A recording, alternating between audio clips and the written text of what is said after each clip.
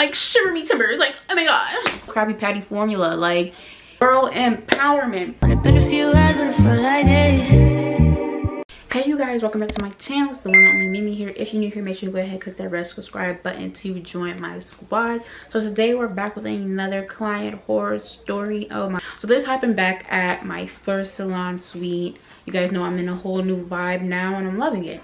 So this happened at my old salon suite, and of course this takes place on a app called StyleSeat. StyleSeat has changed and updated their ways now, but back then it was absolute trash and I would not recommend it. I feel like StyleSeat was the app to attract the scammers. The scammers and the trappers and the drug dealers. I really do. Because you never know who you're gonna get. Your safety was like you were just hoping and praying that you got somebody who was a nice person. But that did not happen for me. A person, we're gonna call her Jessica. So Jessica books me off of StyleSeat. She's getting a traditional sew-in, but she also wanted a deep conditioning treatment, and she wanted a little trim for her ends. Like, that's cool, that's nothing. Like, I do that. It's what I do. Like, I'm ready, I'm pumped for it. I do send like a courtesy like message, even though like they already confirmed the appointment and everything, whatever, cool. I send like a courtesy text message just to like see if I can get like a little bit more information about the person's hair, like what they need, like any special things that they need, if they're allergic to anything, just because like I need to know how I can fully prepare myself for your service so that I can give you the most best, I know that makes sense, the most best service ever. Like, what? Like, if I'm not a service provider that gives A1 customer service, then I don't know what I am. What? You know, response, that's cool. I'm not the one to double text. I'm not the one to triple text. I'm not the one to keep texting your phone. At the end of the day, everybody has their phone. You see it when you're gonna see it. If you don't want to text back, that's cool. It's not mandatory. All I know is that I'm gonna be there at 12 p.m. sharp. Hope that you're there too. So the next day it comes, time for her appointment comes. I'm setting up. I'm already there. I could go like hours early in advance, depends on if I have somebody before you or if I just want to clean up and do all that stuff like that. So I'm there and I have everything set out for appointment. I get a phone call, I get text messages, because back then where I was, I could not get any reception. So like I had like 20 missed calls, not gonna lie. I had 20 missed calls from this girl, and then she decides to text me. She said she's lost, she's running about 15 minutes late. What's the late cancellation, what's the late fee, all this stuff. You know, I let her know. I'm like, oh, you have a 15-minute grace period, like you're fine. Let me know if you need to reschedule, let me know if something comes up. But she said that she was just gonna be like 15 minutes late, and I gave her the address again, even though the address is always posted. It's always posted.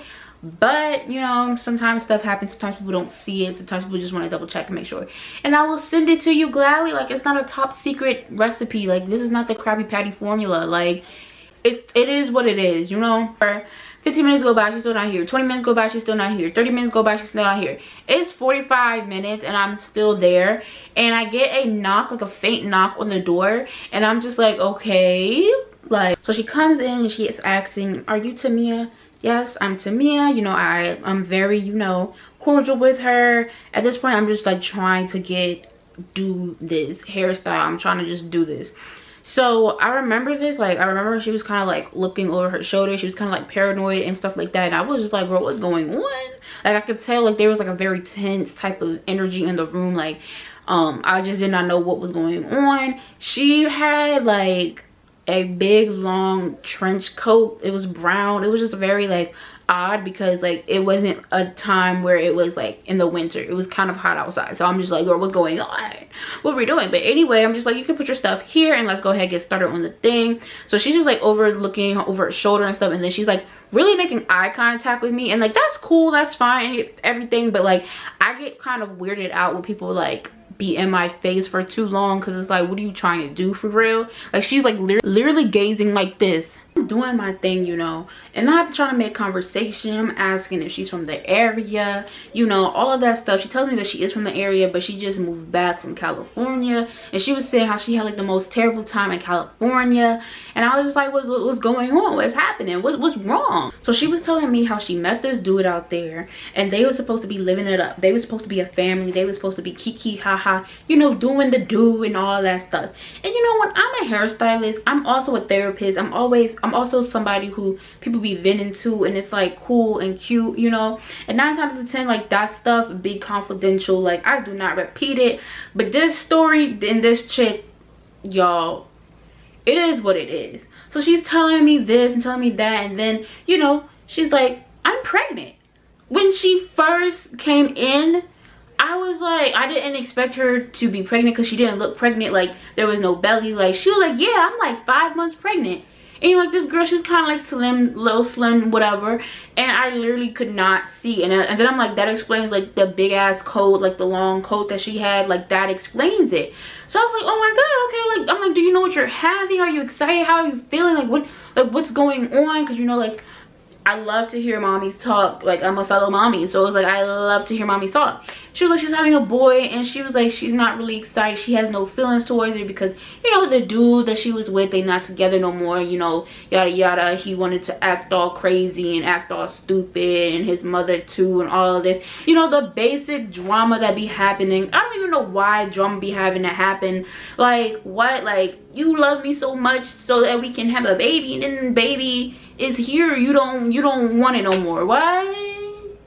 Y'all dudes be trifling. Like telling me how he's like called the cops on her and threatening her, and so that's why she had to come back here. And I was actually doing her hair for her baby shower. I was just like, oh my god, well, you know, I was like, I'm like, things are gonna look up for you. Like after the baby's born, like everything's gonna be good. Everything's gonna be good. Like don't worry, girl. Like you're gonna enjoy this time, enjoy your pregnancy, enjoy your son. Like who cares about that negativity? Like you gotta cut that negativity off. Like I'm giving the girl the works. Like I am preaching to her because I feel really passionate about that. Like I really respect single mothers, though. Like we really be out here like doing things on our own and trying to figure it out. Like sometimes we will not eat so that our child will eat. Like, you know what I'm saying?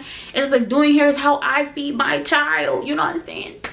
So yeah, so it's like, you know, he was very like mentally abusive, and I understand that. I get that. Like, you know, you want to like go away and be away from that. I totally agree. I totally understand. So, you know, good for you. I'm like giving her a pep talk. You know, she almost starts breaking down crying and stuff, and I'm just like, don't do that, girl. Like you're doing good. Like girl empowerment, right? Like girl empowerment.